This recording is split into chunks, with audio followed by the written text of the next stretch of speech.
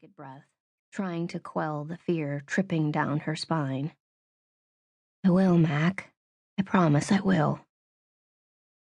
The trailer was dark, only the flickering blue glow of the television set serving to light the cramped space. The monster had made himself at home, as he always did, sprawled out on the stained and ripped lazy boy, a half-drunk bottle of whiskey propped next to an overflowing ashtray by his side. He wore no shirt, and his bulbous gut hung over his filthy jeans. His eyes had a glazed look to them, a look that filled Scarlet with dread. Her mother didn't seem to notice. She put her hands on her hips, staring him down. "What the hell are you doing here?" she demanded, her voice cracking at the edges, betraying her unease. "I thought I told you to leave last night." The monster looked up lazily. "I did leave," he said in a slurred voice. "And now you're just back. No apology? No nothing?" "Mom," Scarlet tried, putting a hand on her arm as she glanced nervously at the monster. "Come on, let's go to the bedroom. We can watch our Downton Abbey DVDs. I'll make popcorn." "No!" Her mother wrenched her arm away with a force that almost sent Scarlet sprawling. "I'm not leaving. Not without my apology." She turned back to the monster. "You can't just waltz back in here like nothing happened and think I'll just forgive and forget. No big deal." Scarlet stood there helplessly as her mother attempted to meet the monster's eyes. When he dodged her gaze, Mom stepped in front of the television, arms crossed over her chest, purposely blocking his view. For a split second, Scarlet could almost see the reflection of her ancestors, the proud Zuni tribe that had once driven Spanish conquistadors from New Mexico, reflected in her mother's angry black eyes.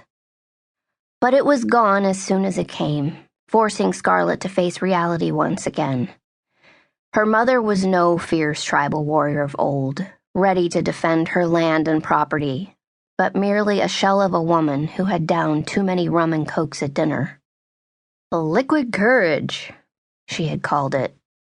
More like liquid stupidity. The monster sighed deeply. "Will you please get the hell out of the way?"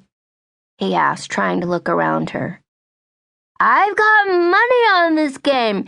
Your fat ass is blocking the set." Scarlet's mother's face turned purple. In one fluid movement, she turned, grabbing the television set and throwing it out the sliding glass door behind her. The closed sliding glass door.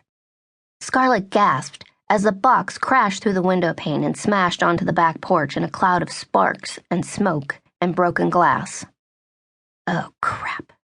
For a moment, the monster just stared out the window in stunned disbelief. Then he rose to his feet and started toward her mother. She stared back at him defiantly, as if daring him to do his worst. The look on his face told Scarlet he didn't need a double dare. "No!" She threw herself in his path, a vain attempt to shield her mom from what was coming. The monster tried to shove her aside, but she stood her ground, throwing her full weight against him. He staggered, the alcohol and whatever else he was on, slowing his reflexes enough to give her a slight advantage. She'd take it. "Don't you touch her." Her hands shot out, shoving him as hard as she could. He flailed, losing his footing, and for a brief moment she thought she had him. But then his hands latched onto her arms, his ragged fingernails digging into her skin. Together they tumbled, following the trajectory of the television set through the broken glass window and onto the porch outside. Scarlet screamed as heat slashed at her arm and her ankle wrenched violently. "Scarlet!" She could dimly hear her mother scream from back inside the trailer. "Bob, are you okay?" The monster was already on his feet. "Psychos," he growled. "The two of you are goddamn psychos!" He stormed back into the house through the broken window, glass crunching loudly under his boots.